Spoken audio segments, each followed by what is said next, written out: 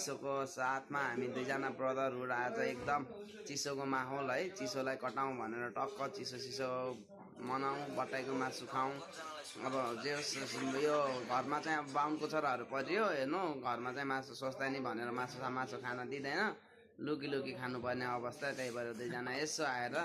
लुकी छिपी टक्क खाँदै है ल हामी त उठायौँ हजुरहरूलाई पनि यसो आउँदा आएर यसको लुक त लिनुहोस् हजुरहरू पनि ल साथी लिनुहोस् ल टक्क अचारसँग टक्क दिउँ है त यी